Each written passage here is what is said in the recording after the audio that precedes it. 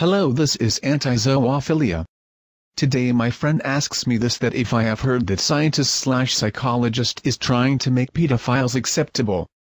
I was not aware that scientist or psychologist is trying to make pedophiles acceptable. But this is truly shocking that anybody want to make pedophiles acceptable.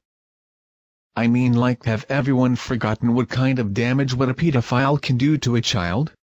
Not just only child but parents and community too.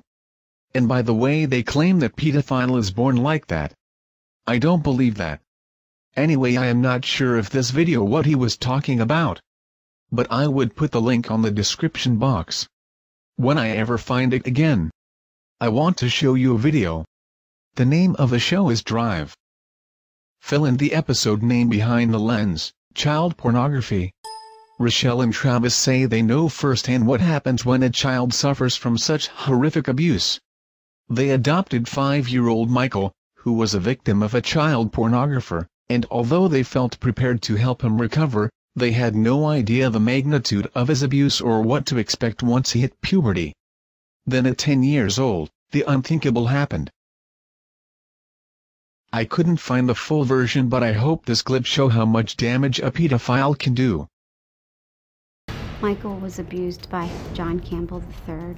According to Michael, he was being raped every day, and the images of him were being put on the computer. Michael has disclosed to us being raped. Michael was made to perform sex on the abuser, and the abuser performed sex on him. He had children with children performing sex acts. These children were under his care at the time. Michael disclosed to us that he was forced to perform sexual acts with his 2-year-old sister, and that if they did not comply, they got a yardstick, and that if they were compliant, they got candy. For police, it's shocking. Any crime against a child, to me, is the worst type of crime there is. They're defenseless. Michael feared for his life. Michael told us that before he was rescued, his abuser said that if anyone ever found out what he was doing, that he would go to jail, and he would make sure he went to jail for a good reason. To me, that meant that he was going to kill him. Okay, I'm glad y'all are here, because people's eyes need to be open to what's going on here. When you first met Michael, and we're calling this child Michael, we're not using his real name, we're not showing his face, this isn't about exploiting him further, you knew that he had a very difficult past, correct? When he came, we were told he was being rescued. We knew there was child pornography, but we had no idea the magnitude of what all that involved.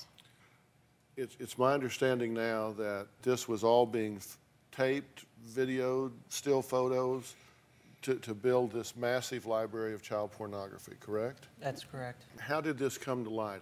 It was discovered by the police department when Michael's biological mother made a report. And you got the child at what age? 5. At 5 years of age. So even at that young age, he had been subjected to rape. He had been subjected to these sex acts with his younger sister. All of this was being done. So when you actually bring him in, what were the early signs that you saw that said there's a serious problem here? When we would take him out into public or to relatives' house, he would just reach over and fondle the genitals of whoever was sitting there. He would sit on their lap and he would gyrate. He would just very openly talk about things. He was deathly afraid of cameras and video cameras. He would freeze up, and every time we got the camera out, so we just stopped doing it.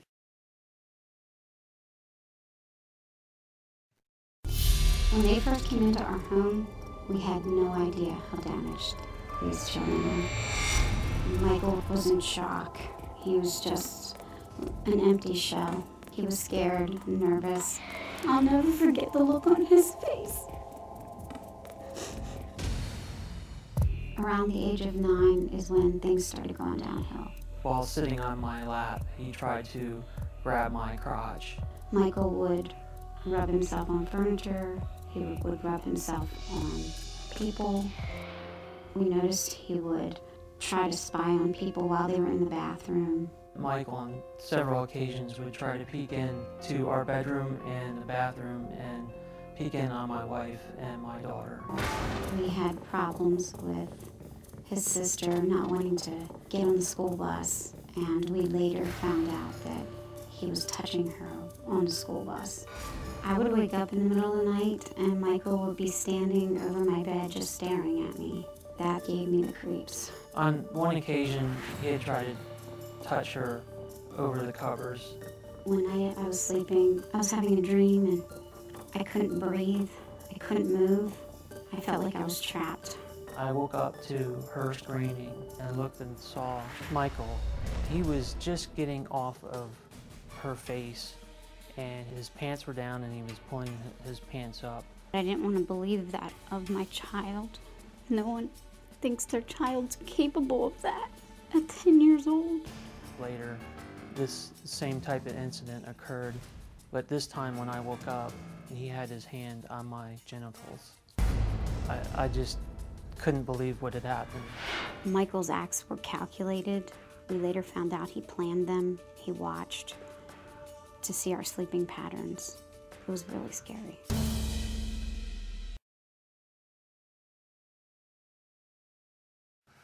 Now, I want to add someone to this conversation. Joining us is developmental and forensic pediatrician, Dr. Sharon Cooper.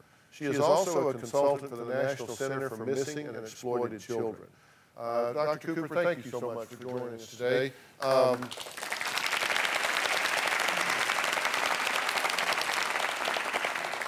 We're talking here about something that is referred to as child exploitation victims. Yes.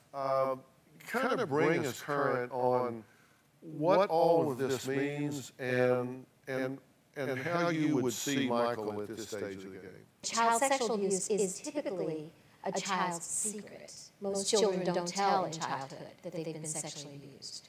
But when child pornography production has taken place, then that secret is no longer their secret. And it causes children to have not only feelings of guilt and self-blame and shame, but sometimes it causes them to have a non-delusional paranoia, where they are fearful as they go about their daily lives, that other children or adults will know what has happened to them. So this is a really layered situation, and we know if a child has been abused, molested, that creates a lot of issues for them in terms of damaged self-esteem, altered self-worth, all the things that can then put them at high risk for offending themselves, for being promiscuous, for doing a number of things. In fact, they're at high risk for drug use, academic underachievement. There's just all kinds of things that begin to create problems. But then this other layer where through no choice of their own, this has been distributed. And I mean, these images, once they're on the internet, they're out there. So what are the options for these parents at this point? When a child has been in a residential treatment setting, as Michael has been, what would be the next best thing for him as he gets ready to leave that process is to come into some type of step-down environment with gradual reintegration into his family's life, especially because there are other children in that home who have to begin to accept him and also recognize that he's not going to become the center of attention of the family. And talk about what a step-down program is. A step-down program is often the kind of program where a youth may be in a facility for 5 days a week, have some hours of visitation with the family in conjunction with some family therapy so that the conflicts and forgiveness process can begin, where the child can start to begin to feel less guilty and have less self-blame. And then over time, the child will be able to spend more time with the family as everyone gauges that new adjustment process.